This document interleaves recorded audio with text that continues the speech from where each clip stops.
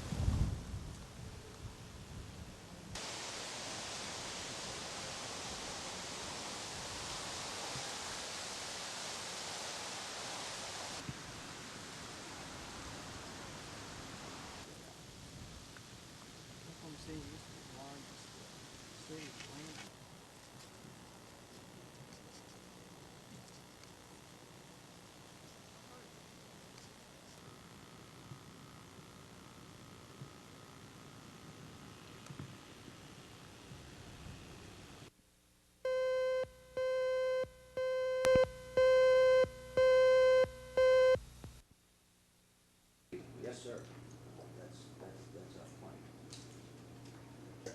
To the supervisors who are here today, the special fund that I believe we talked about yesterday. And I think that's obviously with our present budgetary situation we have to be really concerned about. To a treatment facility for those children in need of treatment, and I hear from the departmental medical services component.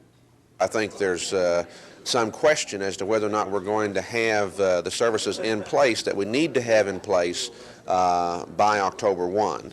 And it appears to me that obviously because of the conflicts that have gone on in the past couple of months and the problems that have arisen, that everybody's going to have to work extra hours and so forth to try to get the services in place, the contract signed and so forth, so that we can provide for those children as of October 1. I think.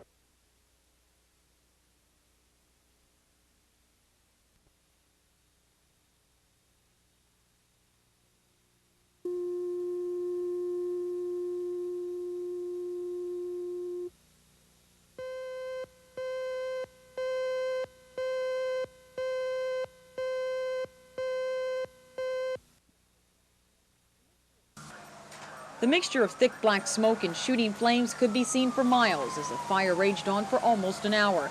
Nearly a dozen units responded to the two-alarm fire, each carrying a handful of men. They didn't have time to worry about how or why it was burning. It had to be put out before someone was hurt. I'll take your men, go to the apartment complex, start evacuating, and people just stand by. Richard, watch that roof, it's all bumpy. While crews continued fighting outside, men worked their way to the burning back inside, threatening flames all around.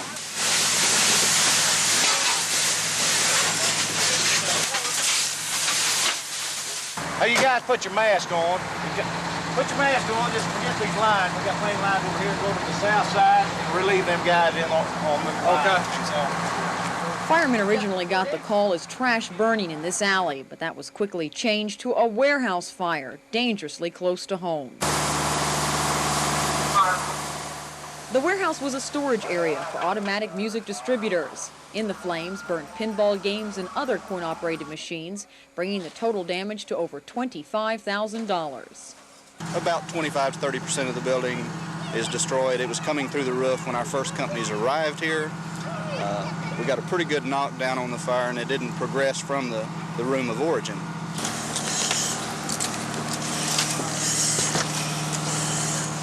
The hour-long fight gave the firemen no unusual problems. It was just hard, dirty work. Sherry Sellers, Action 4 in Northeast Oklahoma City.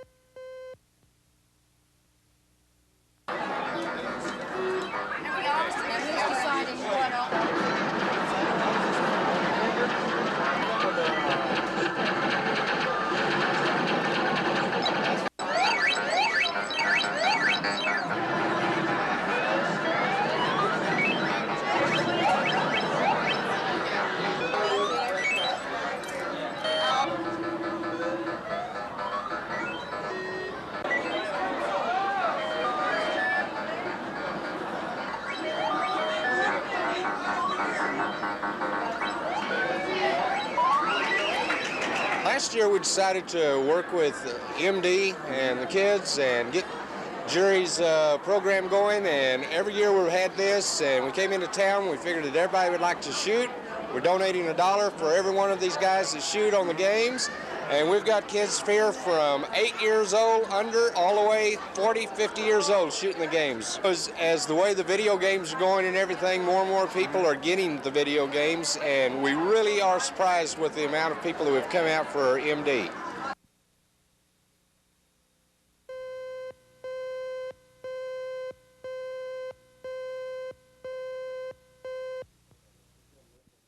Okay, she's got a list of them at home. She said she'd have to look for it. If not, she's going to have to. Doesn't have to be that specific, but. Well, what we need is something to get her back in school is what we're saying. Get her in school. That's what we're interested in. Yeah, I realize that. Jim Shipley wasn't at work Monday morning.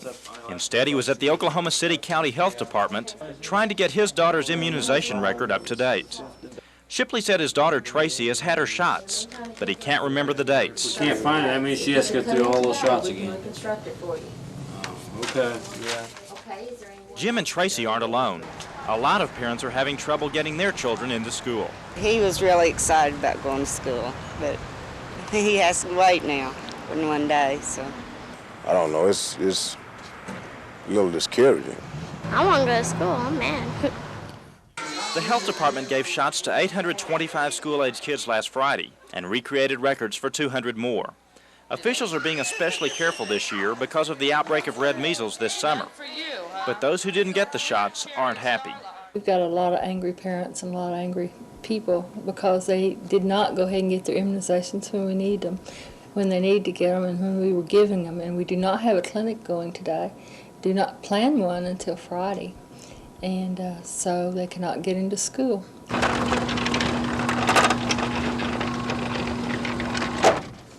It's going to be a busy week in the records department as they try to recreate the shots given to students in the past. And it should be very busy Friday morning when the health department gives shots again. Bill Ross, Action 4 at the Oklahoma City County Health Department.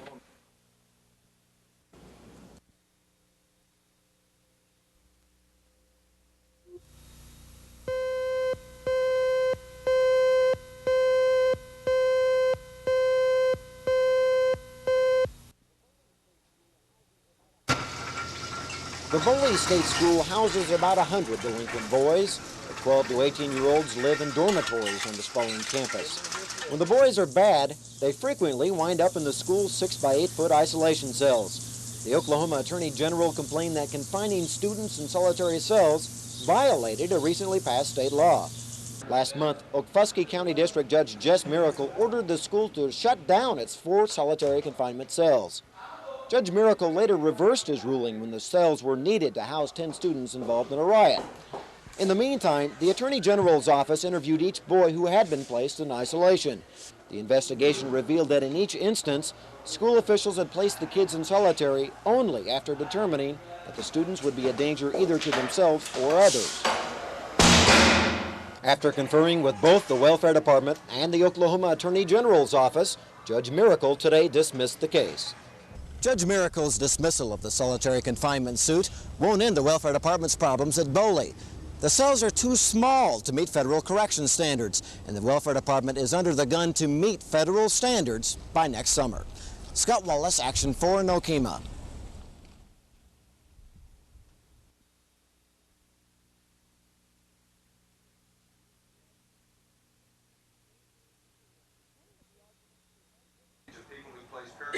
Many of the arguments presented were the same as those aired before. Those for pari-mutuel racing stressed the economic impact on businesses and the fact that Oklahomans involved in racing would like to live here, pay taxes here, and race here.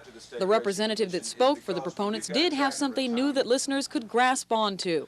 Quotes from law officials in states where pari-mutuel racing is legal. Clay White, the sheriff in Hot Springs, Arkansas, location of Oaklawn Park. Quote, the only increase in law enforcement brought on by horse racing is in traffic control. It's no different than a football game, end quote. Quote from Bobby Gauchier, the police chief in Bossier City, Shreveport, Louisiana, where Louisiana Downs is located. The only law enforcement problem we experience from horse racing is a traffic problem at the edge of the city. Despite quotes like these, the subject of crime has always been a major concern for opponents of pari-mutuel racing. It's their belief that the only winners are the rich, big operators, including organized crime. It's Ross McLennan's fear that the big crime will come and there'll be no way to stop it. There is nothing, absolutely nothing in there which gives any control. There's nothing in there that says there's going to be any restriction on or any penalty for illegal gambling, illegal operations. The only operation in there that's mentioned is if you would operate a pari-mutuel track without a license fee from somebody else or from the state. You have to get the license fee. If you don't get it, that's the only thing that's a felony under this bill. That's the only penalty, but nothing about illegal gambling whatsoever. The young Republicans held a so-called debate so those that cared to could become familiar with both sides of the issue. The head of the group says these talk sessions make for better decisions than listening to commercials and reading bumper stickers. Sherry Sellers, Action 4.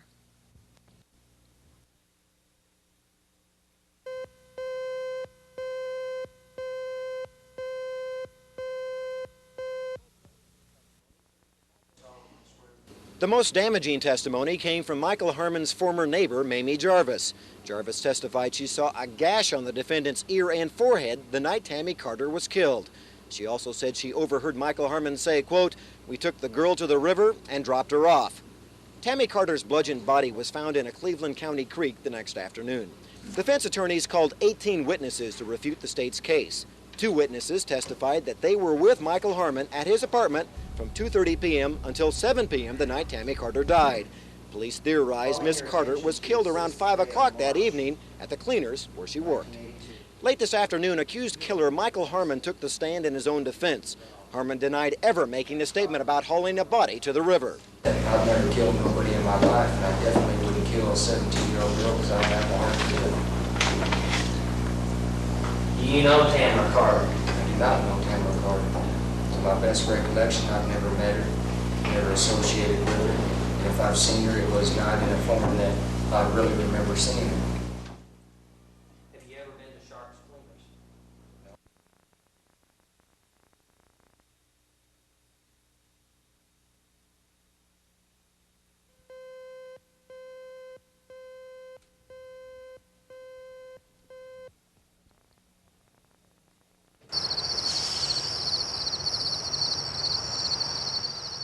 You've got to get up early to catch a glimpse of Don Brannon setting up his quaint little gas station.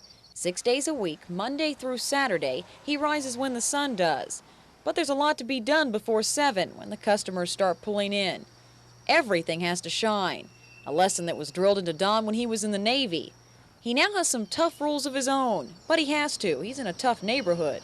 Just last week, his shop was broken into for the umpteenth time. The thieves took Don's tools of the trade, but they didn't take his self-determination, the same feeling that's kept this corner station open for over 60 years.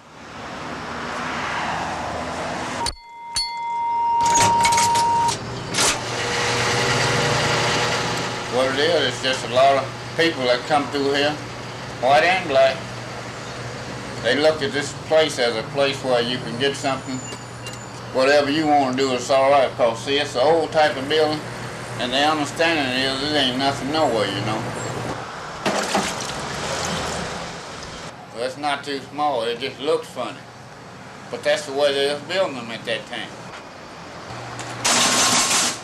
Don's been ringing up gas since he was 11. Ironically, he got his start just around the corner from here. $3 unleaded. Okay. You may have noticed that your dollar gets you a little more at Don's station. Before you buy any gas, you get your windows cleaned, your tires checked, as well as a quick look under the hood. There's no such thing as self-service here. Full service, that's what it's all about at Don's Conoco. That's why he's been cleaning up in a neighborhood where most businesses have died. Sherry Sellers, Action 4 at Northeast 4th and Walnut.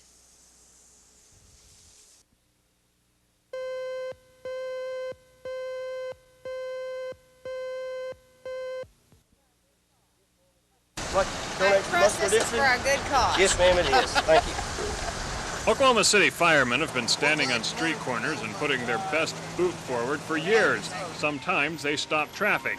Sometimes the traffic stops itself. But they are becoming as expected an institution as the charity for which they are collecting. Would you like to donate to the Jerry Lewis Muscular Dystrophy? The Firefighter Crusade Against Muscular Dystrophy is a national project, and last year the Oklahoma City crews brought in about $36,000. They hope to collect more this year. Thank you, sir. Anything helps.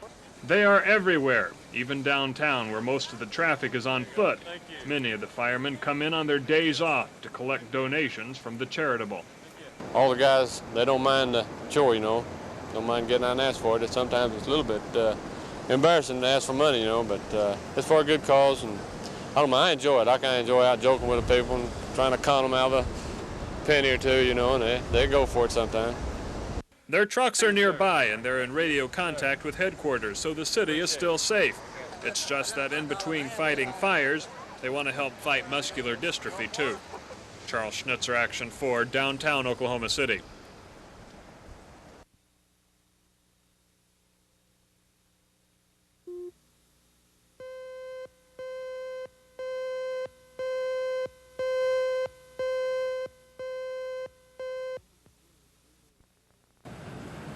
We, the jury, duly impaneled and sworn to try the above entitled cause, upon our oaths, find the defendant guilty of murder in the first degree. Tammy Carter's parents were overwhelmed by the guilty verdict. They had remained silent during the 4 days of testimony. After the verdict was delivered, they were ready to release their pent-up feelings. It won't bring her back, but it helps to know that, oh, I don't know what I'm saying. But Do you feel like this is the end of it? No, I don't. I got 2 more boys to go. I got 2 more to go. She went through it. At least we can sit and watch the people that did it pay for it. We're disappointed, to say the least. Do you plan to put on any witnesses for the penalty phase? We're going to look into that further tonight.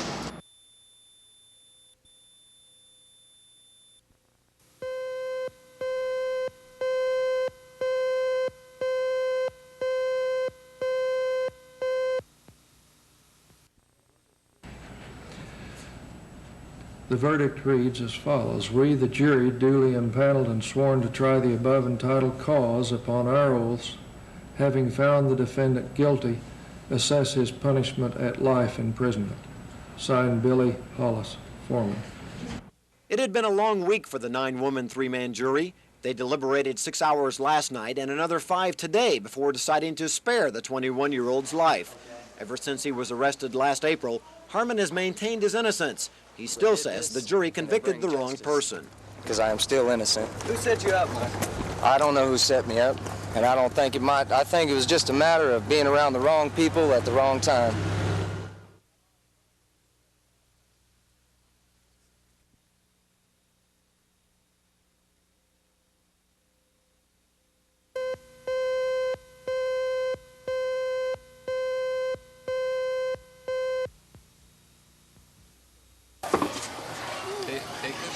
You've got something to wipe your hands off afterwards.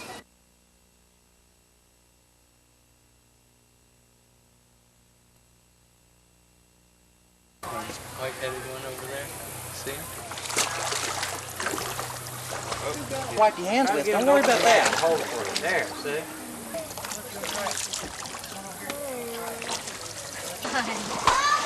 It's kind of automatic. That's Bart. Yeah. Ooh.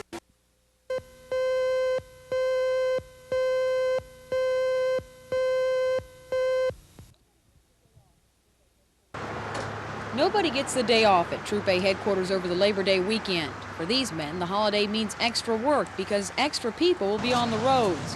Everyone wants to take that last vacation before the good weather gives out or before the kids have to be back in school. It's traditionally a weekend of recreation and fun, but sometimes the good times cause unsafe conditions for those driving on Oklahoma's highways, and that's where the OHP steps in.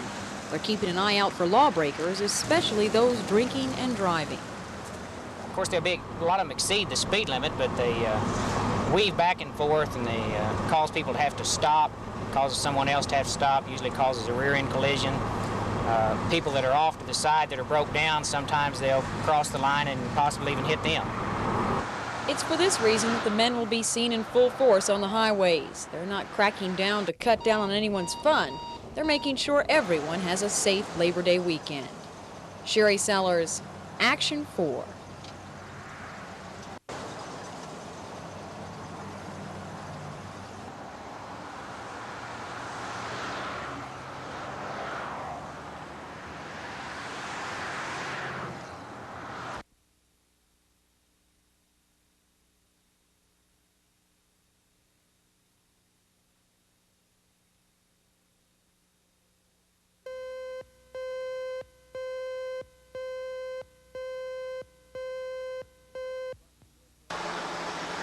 Rescue squads rushed to Wilshire Avenue and Sooner Road a little before 5 o'clock this afternoon. The report was that a youth had disappeared while swimming. The pond where he disappeared was only a quarter-mile away from the intersection. Authorities say only that the victim was a 16-year-old black youth. Fire department rescue divers searched the pond where the boy was last seen, hoping they could find him in time to save his life. Emergency Amcare workers waited anxiously on the pond's bank, but it was too late when the boy's body was found. Efforts to revive him were fruitless. Authorities have not released an identification of the youth, pending notification of the boy's family. Charles Schnitzer, Action 4, Northeast Oklahoma City.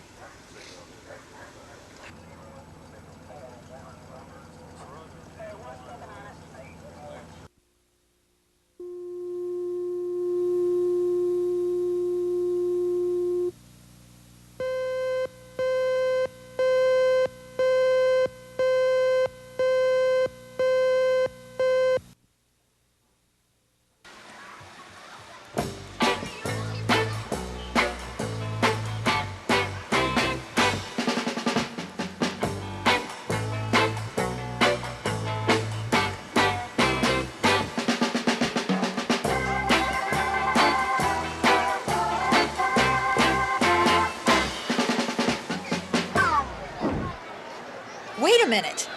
This is it for the whole year? Well, then we better get on with it.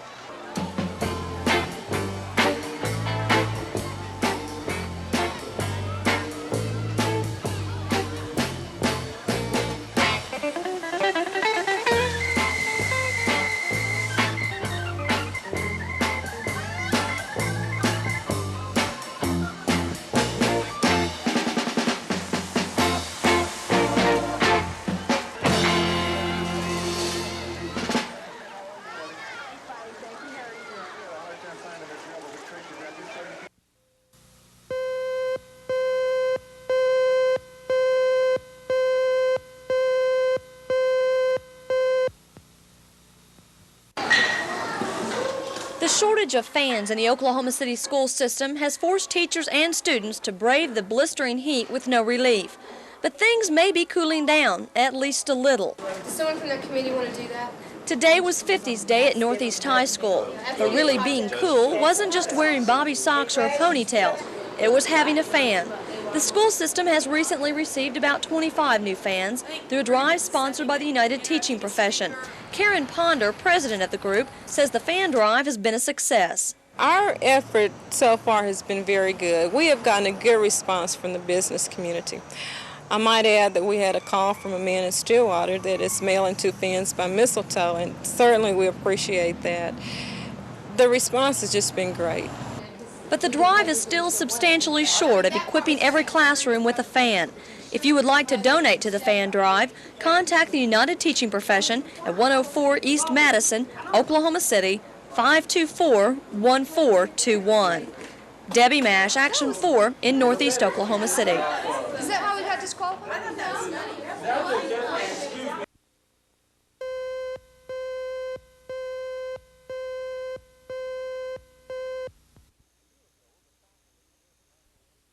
A year ago, the faculty here at the Concho Indian School north of El Reno thought that they probably would not be coming back for another term.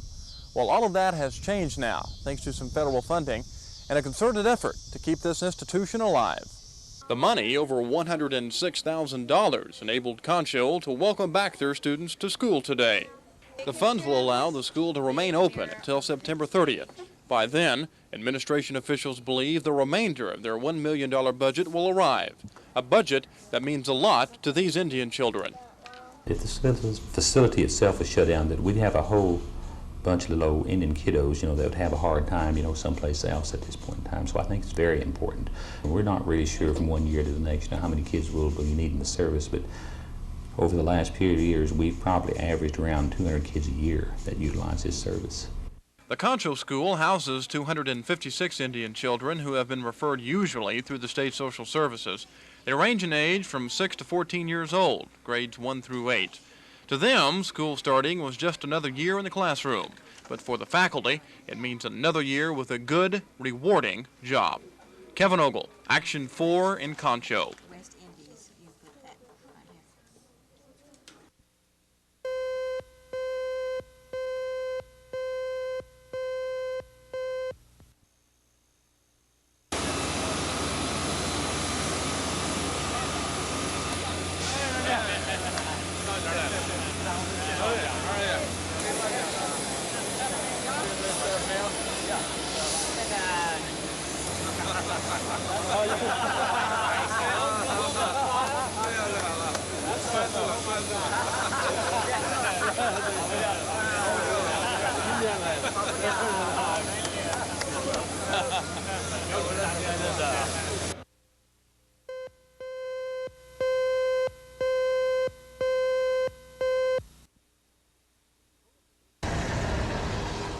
If you pull into this Save and Go gas station tomorrow, you'll find something new.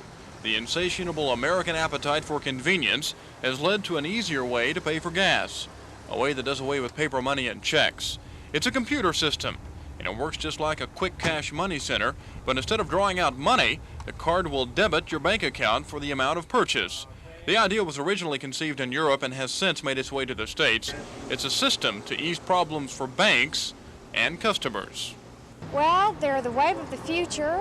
It's becoming more and more expensive to process checks or paper items. It's a lot faster to do this electronically. It's more economical for our bank.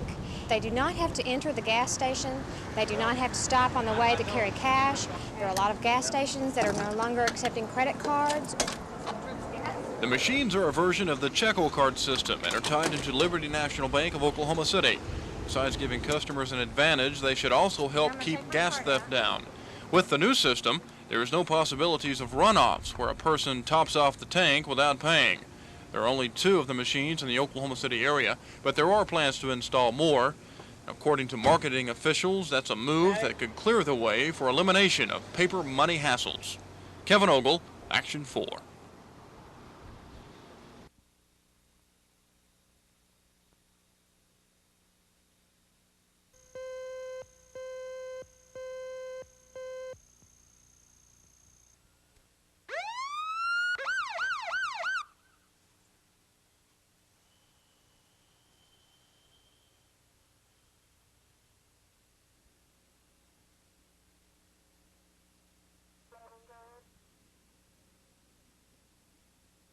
This is a preventive maintenance tactic on the part of our technicians. They raise the hoods during hot weather when they're on a call in order to allow cooling of the engine and the electrical components under the hood.